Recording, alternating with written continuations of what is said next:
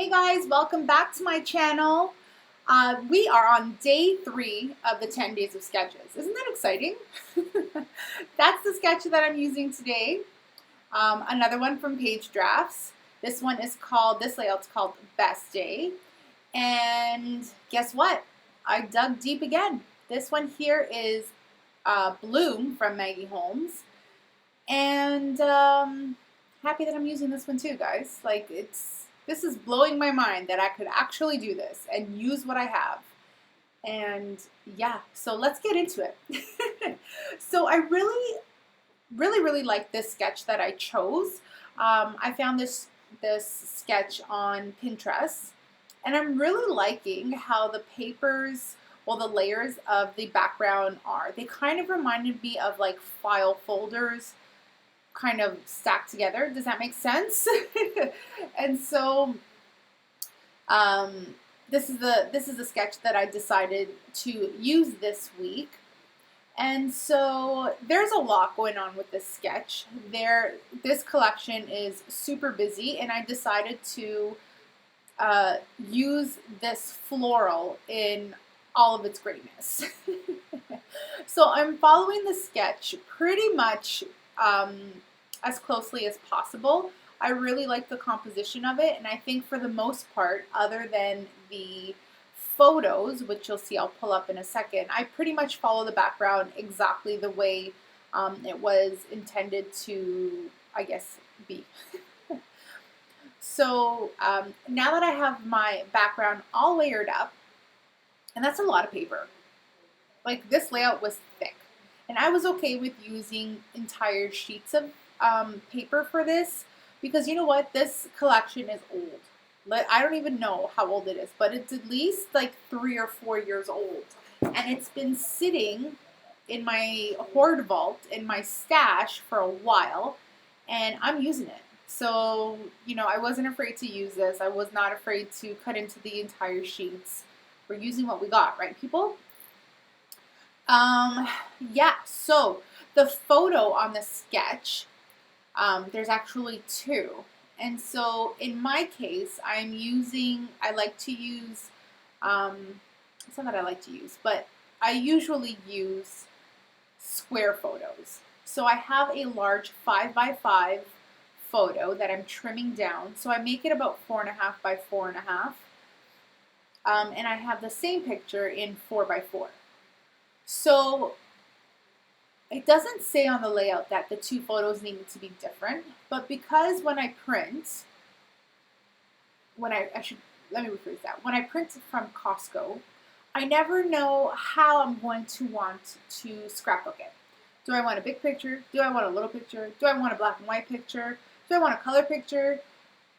You know, do I want an oversized picture? I just print it all, right? And then I figure out what I'm going to do later. That was when I was printing at Costco. I'm trying to use my Canon selfie, so I'm not doing that anymore. But these pictures have been sitting in a bucket since the summer, waiting for me to scrap them. And I have multiples of this photo. So in this case, I took a bigger version of the photo and a smaller version of the photo, and using them in conjunction with the sketch. Now in the sketch, it shows them that they're either 2x3 or 3x4, the photos. But just in my case, they're square photos. And you can do this. You can alter sketches in any way you see fit. If you like to move things around. If your photos are not the exact same dimensions, that's okay. Use what you've got, right? So I had a good amount of the ephemera left. And I'm just picking pieces now to layer my, okay, so the back photo, the larger photo, I just matted it once. I didn't fuss with it. That photo is not my main photo. I'm not worried about it. I also don't want it to compete with the little photo. So the little photo is really the one that I do all of the layering to. So I'm sticking pieces here and there. I'm, matting it with multiple photos. I also, I believe, use the 6x6 and use stuff from there, or like sheets from there, not stuff, sheets from there. And that Botanical Gardens, what is it? It's like a tag piece of ephemera worked perfectly, because this photo here was taken at Niagara Falls when we went this past summer.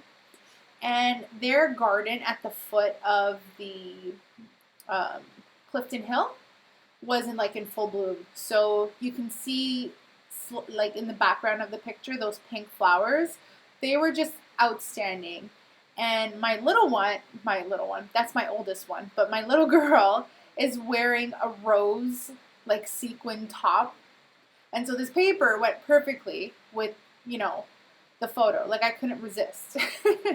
And I know that Maggie Holmes, a lot of her collections are geared towards flowers, and there's a lot of florals and a lot of like girly feminine stuff. But this one here spoke to me a little more, because when I pulled up my ephemera pack, that botanical gardens piece was sitting right on top. And so I was like, come on, that's speaking to me. I have to use this one here. So I had a good amount of this collection left. This is the accessory sheet. This is a 6x12 accessory sheet. And so I'm just following the sketch now. Like, you can see that, you can slightly see it on the top left-hand corner of the screen. You see here actually that I'm working with something that's not in the collection. And so I'm also trying to go through my stash using ephemera that I have. So this here is from My Mind's Eye, and it's a piece that I found either at Winners or Home Sense like a gazillion years ago. And it's called All the Things Gold. So I know that they came out with collection pack that was like All the Things Girls, All the Things Boys, and All the Things Gold. And I think they also came out with the silver pack as well. But this is the gold one that I'm using. And so I pull out that best. I know, well, I'm thinking that I want to use that as part of my title, but I'm not sure at this point here. And to be honest with you, at this point, I hadn't even thought of a title. And I pondered upon it for a good while, thinking like, what am I going to call this? What am I going to title this layout?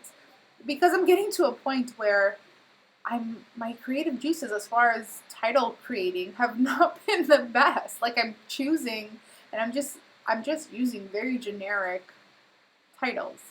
I'm not very creative when it comes to titles. I'm just gonna put it out there and be honest.